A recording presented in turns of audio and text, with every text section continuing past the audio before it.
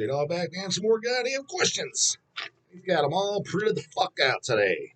More than enough. She cleared a couple videos. Ranazerda, goddammit. Question. Decapitator is playing a couple shows over here in California, broski. Well, I will not be flying out for it. End of the year after Exhume finishes up their touring. Oh, yeah? Since you know good shit when you hear it, I'm going to make the educated assumption you are a fan, question mark. I know for a fact you would be in attendance if you were over here. Yeah, I mean, just the fact that it's even just Matt Harvey and the band I would go just to come out and say hi. But yeah, I like Decapitator. I thought the comeback album, the second one, was okay, just kind of mediocre thrash. But the first album, um, Destroy, we shall destroy, you shall obey. That's great. And the split with the split 7-inch with Nunslaughter, I liked that shit. So, as a matter of fact, I thought Decapitator.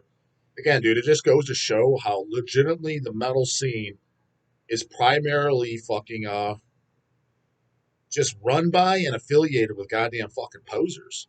Posers and fucking trend hoppers. What do you mean, J-Dog? I can tell you exactly what the fuck I mean. Realistically, fucking Decapitator was around before that whole goddamn thrash hype. Correct me if I'm wrong, that debut album came out in 1996.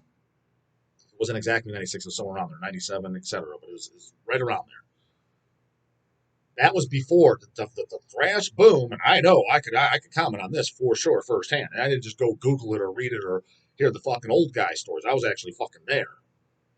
It was around 2003, and it was with Toxic Holocaust and Municipal Waste, primarily those two bands. First, it was Toxic Holocaust, and Municipal Waste came soon after. But I think Toxic as a whole was in the lead as far as popularity and buzz, at least in the underground as a whole. I know, I saw how it moved. I heard all the talk, all the hype, but the shows, etc. But it seemed by 05, Municipal Waste was kind of blowing up too. But the thing is, when Municipal, they were kind of blowing up to the more, I don't want to say mainstream, but kind of more like the more commercialized, trendy metal followers, the guys that, they liked the Anthraxes, the Panteras, the Megadeths, the Metallicas. But again, if you mentioned fucking Sacrifice, Torment, Fire, it was this. Deer in headlights, dick in the mouth. They listen to metal, Testament, but the big shit, you know what I mean? Their canoe ass fucking stop paddling fucking there. That was so that was like, say, 03 to around 05. And then all these other fucking thrash bands came out, some of which I didn't give a shit about, some of which I absolutely fucking loved. The ones that I loved, Witch Trap probably being number one, Victimizer probably being number two. Loved both of those goddamn bands. There's a bunch of others, but those were probably my two favorites of 2000 shit. And then some bands kind of switching over to more of a thrash metal style, like bands like Disaster, for example. Yeah, as opposed to when Disaster started off, they're just a pure black metal band. Go and listen to fucking Touch of Medieval Darkness. It's just straight black metal. Now, even prior to that, they were kind of throwing a little bit more thrash metal elements. But by Divine Blasphemies, which is probably my favorite record by them, it's I'd say 70% thrash and 30% black metal, right? A black and thrash album. But so that shit was blown up, and that was the most popular of all the subgenres metal in the early 2000s. When Decapitator around, nobody cared because thrash wasn't cool. Again, the scene's fucking run by goddamn fucking posters. Now, don't be wrong. Some people picked up the goddamn Decapitator LP. People like myself. I didn't pick it up in '96, but I think I got it around. I think I got that about 2000. It was. I think I was 15 or 16 because I knew who Exhumed was. I was like, oh, this is Matt and Cole's other band. So that's specifically why I bought it. I think it was 2000, 2001 at the very latest. I was either 15 or 16. So I remember when I got it.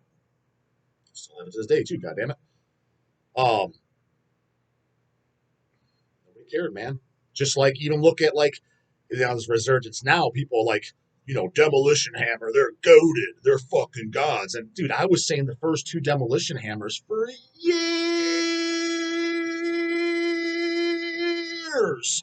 are fucking top notch. Smash your fucking teeth down your goddamn throat.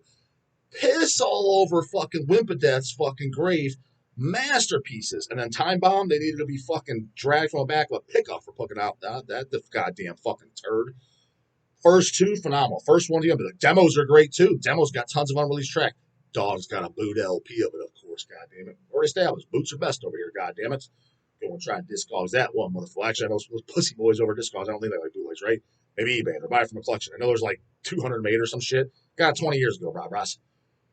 Fantastic, but half the set list is unreleased songs, and they sound great too. We ain't talking no goddamn shitty ass mayhem, pure fucking Armageddon sounding demo either. We're talking about a good sounding goddamn demo. But dude, I was saying since I remember when I specifically bought Demolition Hammer, I bought Demolition Hammer and Carnage Dark Recollections at the same time, and I can't remember exactly who was wearing, but it was specifically because I think it might have been Malevolent Creation. One of the guys was wearing a Demolition Hammer shirt. And then Carnage, somebody was wearing that shirt also trying to check. So I bought both at the same time. And I'm almost positive it was, I think it was 99. I think I ordered it from Relapse. Because I remember I specifically bought those before my brothers, Eric and Chase. Because we'd all kind of like check out bands, because it's limited funds. Like, for example, Chase was the first one that bought Mortician Hacked for Barbecue. Eric bought Cannibal Corpse Vile. I think Eric was the one that bought Deicide Serpsol Light as well. But then when I came in, when I was able to start buying shit too, then there was a third guy. We usually were buying a lot of the same shit, but every now and again, and I forget who bought Infest Dead first too. Pretty sure it wasn't me, it was either Eric or Chase, and it was from blackmetal.com, I believe. I think it was the Hellfuck picture disc, which I have that as well, the picture disc version. But little like that, you would hear it, right? And I know for a fact I was the first one that bought Carnage and Demolition Hammer because none of us heard them. And I was saying it since then, even before this fucking thrash buzz. And dude, deer in headlights, dick in the mouth, all these mofos. Or the old bucks, or you had what with the buzz around the time. You either had the Ultra Cavalt, Too Evil to fucking smile, Too Evil to fucking laugh, black metal guys who didn't dare like that stuff. Or you had the fucking Baxter crowd. Only Bertle's real, brah. Now, Brown Baxter didn't say that, but I'm saying that crowd, all they want to hear, that shit 24 fucking 7. Don't get me wrong, I like some of that too. But at 97 to fucking around 2002, that's around the crowd. So nobody was talking about them. Literally nobody was talking about them. But it's just funny, you see, and don't get me wrong, like I watched that fucking, somebody sent it to me, the U.S. President's Ranking, thrash metal bands, U.S. President's Ranking, the death metal bands where it's Trump, Biden, and what's that other fucking idiot's name? Whatever the guy, fucking Sleepy Joe. So those three fucking guys, the voices sound spot on ranking bands. Don't get me wrong, the videos are funny and they're entertaining, but I can tell it's by a bunch of fucking young bucks at 19, 20 years old. They're talking about, Demolition Hammer is fucking great and later death albums are great. It's like, nobody said that in fucking 99. I can tell you right now, I did not know one motherfucker on this planet in 1999 that like Death Sounds of Perseverance. Now, don't get me wrong, they existed. Obviously, they were putting them out, they were selling them. But I guarantee you, as people more towards the mainstream, guys buying fucking Crowbar and fucking Meshuggah and what was all that bullshit fucking 90s crap that was kind of borderline cusp. It was mainstream, but it wasn't Metallica mainstream, but it wasn't quite Static X fucking embarrassing, but it was definitely like, dude, this is trendy fucking garbage. I think it was more so for that fan base. I could be wrong on that. That is me fucking assuming. You know what they say about assuming, and I do a lot of that. But hey, that's all I have to go off. And the reason I'm assuming that is because I was in the goddamn underground metal scene. Was around the black heads, was around the gore heads, was around the fucking thrash heads, was around the old fucking heads, and nobody talked about those later goddamn deaths. And I mean nobody. I did not know one goddamn motherfucker. Now I'm sure there's gonna be a few old heads that come in here. I was around them, J-Dog. I liked it back then. Well, you're exception to the goddamn rule, and I didn't know your ass back then. I didn't know any. So it's just funny how times have fucking changed. And with things like Decapitator, I don't think they get the respect that they deserve. As far as I'm motherfucking concerned, you consider yourself one of these big fucking thrash heads and you own goddamn Merciless Death and Farscape and Vindicator, around all those 2000s, early 2000s bands when they were coming out. Love You Some Waste. Again, some of this shit I like too, so chill the fuck out. You better own that first fucking Decapitator. Otherwise, I'm questioning Poser. So when I search through that fucking goddamn collection, if I don't see fucking that first fucking album, My poser radar is going off, goddammit. You ain't a true fucking thrash head. You're a what do I look cool on fucking Facebook fucking head to talk about. So yes, masterpiece, goddammit. Classic. Jason Skull. Favorite Arnold Schwarzenegger movie, question mark. My top picks, The Running Man, Predator, Terminator 1 and 2, Conan the Barbarian. I'm pretty close to you other than fucking Conan. I was never a big Conan fan. I saw that late. It's the only reason I kind of like it is because it's fucking got Arnie in it. Other than that, it's not my fave. I get it. A lot of guys I know that love it were usually the old heads. They saw it in 81, 82 when it first came out. Favorite easily is Predator. Terminator 1, Terminator 2. Just put them in there. I probably like the second first, then put the first, third.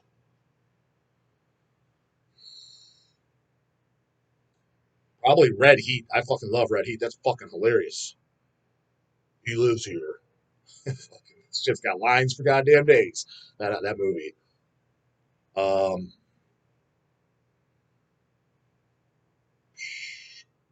as a whole, I'm gonna put kind of nostalgic reasons. I watched all the times when I was 5 years old as well. Was Commando, cheesy as fuck. Also has some goddamn lines. He's dead tired. Um, but it is cheesy. Ripping the goddamn phone booth out of the fucking floor is fucking dumb as fuck. Um, but as far as an enjoyability, like what's a good movie, I'd probably put True Lies over that. Saw that in the goddamn theater too, in case you have to give a fuck. Parents took all of us. Remember loving it. Um, so I probably like True Lies more, but Commando kind of just because I saw it since I was so little, and so do that. Del Chanel. J-Dog, do you really like anything by incantation after On Gold to Goltha? The fuck would I make it up, brah? We keep it raw dog over here, 100% truthful. Be honest. I am being honest. What the fuck am I making up for, brah? You have to think most of their stuff is boring. I'll answer that honestly. The track they just released, Hominoculus Spirit Made Flesh, IX, reminds me of the Bad Winter. Yeah, sounds boring as fuck to me. No, you don't like that shit. He's like, I know you don't like that shit. That's how I'm reading. I never said I liked the later albums. In fact, I've been crystal goddamn fucking clear. And I even said it to Kyle in the interview. He was like, "Oh, dude, you're gonna hate our newest one." That's fine. On each album, whenever Incantation comes out, I check it out, and I gotta be honest. The last 3 or 4 albums, it reminds me of Mental Funeral. There's 1 or 2 songs I like on it, and for the most part, I think it's a fucking bore fest. Yeah, it's too doomy for me. Um, Mortal Throne the Nazarene, I love that record, with the exception of the last track. It's fucking boring and it's too goddamn long. But I understand your point. Like, for example, Under the Ibex Moon, which is a masterpiece, it starts off really slow, but the thing is that when it kicks in, it's almost like kind of like an intro the way it kicks in, and it kicks in so fucking hard and good. And not to mention, you got to remember that was the first band of that style. Well, they were the first band of that style, arguably them and Immolation being similar. Um, that played that stuff, and that was the first one I heard. So I like a little bit of across the board, a little bit of power metal, a little bit of melodic black metal, a little bit of everything, right? But it's not something I want to hear a ton of. So when I heard all the rip-off bands, I'm just like, this is boring as fuck. I don't want to hear this. Like, for example, I'd rather hear 10 million rip-off bands of Deicide than 10 million bands of fucking rip-off of Incantation. Because to me, just it's going to have more of a chance I'm going to like it, the Deicide stuff. That's probably why I'm more. I like either their clone bands or bands highly influenced by Carcass. There's a good chance I'm going to like it. Now, not always. They're not all. There's definitely some I don't, or I just think this is unnecessary. But it has a better chance because I like their whole style better. I didn't need 20 incantations. But yeah, dude, as a whole, I mean, they got parts that are a little slow and boring. Like I said, on Mortal Throne, the last fucking song. I like Infernal Storm is great. Diabolical Conquest is great. It'll have a part here and there that I think as I would have cut this or whatever. I didn't say like there's not a goddamn riff on there that I thought was flawless. I didn't not going as far as saying that fucking shit. But yeah, as a whole, I definitely like Manon. And Blasphemy is a great album. So the full transparency, the last album I owned by Incantation is Blasphemy. That's the last album I own, and I do like it to this day. As a matter of fact, I listened to it like 3 months ago, and it still holds up really good. And then the last thing I own by incantation, audio-wise, I'm pretty sure it's after Blasphemy. I remember picking up at the show. I'm almost positive. Matter of fact, I think John sings on as well. John was post-Blasphemy. Mike sings on Blasphemy. Is the Thieves of the Cloth 7-inch. And I like it. Don't love it, but I thought it was pretty good. But yeah, no, I mean, Incantation is a legendary band, and they stay true to what they did. None of it's embarrassing. That's why, like, why would Hells fucking put out the LPs you don't really care about? Because it's respectable shit. It's like, dude, a fucking Incantation is a death metal legend. I'm not saying that. I'm not one of these dumb fucking 19-year-olds watching. Just because I don't like it, it's fucking junk. That's not how it works. Brah, brah. For example, your new fucking band coming out in 2023, you don't have you don't have your stripes yet, your fucking badge of honor of somebody like Incantation. But just because they have that doesn't mean does that mean that every incan they put out that's gonna be what I want to throw on the player? No, and I'm not gonna sit here and fucking lie, and because I just can't do it because at the end of the day, before I start as a business, start as a passion, and I'm not gonna sit there and just make shit up. I like this, and I don't need to do that. I can sit there and talk about the shit that I do like. And not to mention, I don't want you just to agree with my opinion. If you love the Doomy stuff and the Winters and the goddamn later autopsies and later incants, that's what you should like. You should go by what your fucking eardrums and your brain cells fucking like, not what my fucking dumb ass is coming over here saying. This is a channel to fucking talk shit and just talk shop. If you agree, agree. You don't, you don't. I don't give a fuck one way or another. It makes zero difference to me. So yeah, I do like that other stuff post Mortal Throne. Brah, brah. Next goddamn page, Blurple Bear. What kind of user ID is that, brah, brah? Let me guess. We all put on leather dresses. I ain't wearing no leather dress, brah, brah. And face paint like King Diamond, question mark. What does he have a dress on? That's gayer than wearing pink underwear, frankly. Brah, brah. Everything the King's done is as hetero as it fucking gets. What are you talking about? That's a metal as fuck. Honestly, dude, King Diamond and goddamn Venom, it kind of started what I consider was the fucking awesome metal image.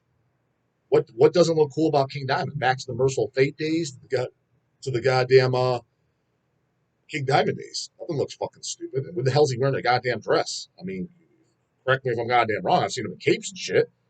Dress and leather and face paint. What's not metal about that? That's as metal as it gets. Chains and leather. Doubt your dumbass knows that reference. And another fucking thing, dude, you don't get to call out the King with a fucking stupidest fucking blurple bear. You don't even get an opinion, brah, brah. Shut your bitch ass up. Tape on that fucking mouth shut. They're fucking dumber than a buck. Dumb of the day alert. Blurple bear calling out the King. Get lost, get fucked, suck a dick, brah, brah. Ricky Jones. J-Dog, what is your favorite Mortician intro sample? Mine is Morbid Butchery. That reverend scream fits perfectly. You know what? I never actually thought about my favorite fucking intro. I can tell you ones that's straight on top of my head that I really like. 3 on a Meat Hook, Stab, Blood Craving, Rabid. Definitely. You know what? Because I just love how it cooks in it. Maybe either Rabid or probably the title track, Chainsaw Dismemberment. Chainsaw Dismemberment intro, actually, no, that's actually one of the few movies I've seen for that intro. It's the beginning of Texas Chainsaw Massacre 2. Very intro. But I thought that fit perfect. Yeah, I would say those are in the top tiers, goddammit. Let's get one more. It's fucking thundering like a motherfucker, so in case this goddamn thing clears out, you won't get a sign off. My computer will crash. I don't goddamn posting it as is. What the fuck? Just got off? Goddamn right, goddammit. Let's get one more question just in case the goddamn power goes out, because the fucking lights just flickered. Cameron Thrashbone, great credits. Dumbass user ID. Hey, J-Dog, do you ever drink energy drinks? If so, what are your preferred ones? Do you drink caffeine before you lift/work out? I drink coffee, and sometimes I only use a pre-workout if I absolutely need it, which is rare, and I always have one on hand. The one that I have on hand right now is Kevin Lebroni's brand, which I really like it. It's still half full, and I bought this probably 6 months ago. Yeah, there's still half a goddamn tub. So that's how rarely I use it. This is a 40-serving container. I bought this probably 6 months ago, and it's half full still. So you figured I used half of this in 6 months. So what is that, maybe once every 3 weeks or some shit? It's not very often. But the only thing that sucks about this is his brand is only overseas, but they had a U.S. Line and it was being sold on Amazon. But I really liked this one. I like it because doesn't got a ton of caffeine, just 150 milligrams per scoop. Or you could go 2 scoops, 300 milligrams, which 300 is pretty much my max. After that, I start to get my heart just fucking. It doesn't seem to do anything more energy wise for my brain. It just seems to make my heart fucking beat out my goddamn chest, and put me out of breath easier. But I like this because it's got a lot of actual shit that does stuff in there. Not only does it got all the goddamn electrolytes and fucking minerals and things thrown in there, uh, Himalayan salt and shit like that because you're gonna be sweating your ass off out there. But a lot of just agrees that actually help with like blood flow, pumps, things that actually kind of gonna benefit you rather than just being jacked out on stimulants. So I like that, and it tastes good and it digests well. Um, I really like that one, to be honest. And I like his EAs too. This one almost down too. I bought a couple containers because this the EAs I use. EAAs I drink with every workout and during every training session, any cardio session. I always drink EAAs. One because, well, just because I wouldn't mind having just some essential amino acids in my bloodstream, just to be preparing while you're damaged. That's the whole theory of it.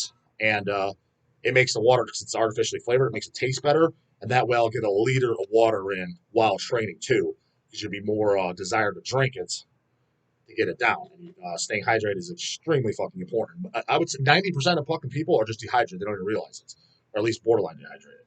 And that's going to just for health reasons not good for you either. So then his Levro Max EH, which I hope they'll get more in, because this is probably my favorite one too. Yes, because it's got a hydration complex. It's got other things that are good. It's not just EAs thrown in there, which is most and other brands I use. That's just usually EAs, which is primarily what I'm taking. But if I can get, kind of two, three, kill two birds with one stone, why not? So I was using that. But and then other than energy, like I never drink Bangs or Monsters or Red Bulls. The only thing I kind of do sometimes if I'm in a bar social setting and I know it's gonna be a long night hangouts, and if I'm already sleeping, I'm like fuck, we just got here. As I'll tell the bar to mix me a vodka Red Bull. I notice those will help. Other than that, I don't think I've never bought a Red Bull in my life or a Monster drink. I've never tried it. Then there's Bangs. I'm thinking of the popular 5 Hour Energies. I've never even tried it. I literally don't even know anything about it. Maybe that's the greatest thing. I don't know. Maybe I'm missing out. So I just do regular coffee, black coffee with a splash of unsweetened almond milk and stevia or sweet and low, something thrown in there. Just one pack. That's it. So pretty much black. No sugar, no creams. Yeah, that's all I do for energy drinks, shit like that. You don't want to over fucking do it. You don't want to be raising your resting heart rate for no reason. But if you do drink it, I mean, if your blood pressure is good and your resting heart rate is good, and 95 is not good. If it's under 100 are good. You should be, if you want to be, mine averages right now is about 75. Kicking ass to me is between 55 and like 62. If you're averaging resting heart rate all the time, 55, 62, that's really good. 75 is acceptable. That's just, sometimes I'm in the 60s, first thing in the morning, sometimes I'm in the 60s, 68, shit like that. But if you're seeing like 95, 92, that's not good, man. I'm just telling you right now. There's no reason your fucking resting heart rate is just beating out of your chest 92 beats a fucking minute. It's just sitting on your fat ass at a fucking desk. That's not acceptable. Well, the doctor says under. That's the slack fuck bare minimum. Yeah, you're not dying tomorrow, but it's like, do you want to be having heart failure when you're fucking 55? Preferably not, right? So that's the way I goddamn see it. Come switch the jersey. Look at it. Put the guys' Roscoe at 3 in the morning. Later, goddamn it.